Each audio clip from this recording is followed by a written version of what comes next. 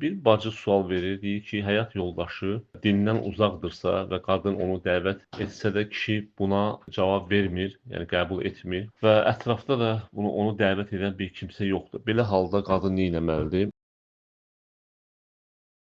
Əvvəla bunu qeyd edim ki, qadın heç nə belə halda ancaq səbr etməli və dəvətə davam eləməli və həmçinin də dua etməlidir. Çünki duanın həqiqətən də böyük bir rolu var insanların hidayət olunmasında. Çünki hidayət bildiyimiz kimi Allahın əlindədir. Yəni Allah istədiyinə hidayət verə bilər və Allahdan da yalnız dua etmək, gecə namazlarında və duanın qəbul olan vaxtlarında dua etməli. Allahdan istəməlidir ki, Allah Taala onun həyat yoldaşını qəlbinə iman salsın, onun köksünü genişləndirsin İslam'a. Həmçinin həyat yoldaşının dindar yoldaşları varsa və yaxud qohumlardan varsa, onlara da müraciət edə bilər. Həmçinin sual verir ki, bacı soruşur ki, qadın ümrə etmək istəyir. Həyat yoldaşı başqaları ilə getməyə icazə verir, lakin özü getmir. Əvvəla bunu qeyd edim ki, əgər məhrəmlərlə, yəni məhrəmlər də kimdir? Övladı, həddi buluğa çatmış oğlu varsa, əmisi, atası, qardaşı, dayısı, bu kimi qohumlarla əgər ümrəyə getmək icazə verirsə, həyat yoldaşı onlarla getsin.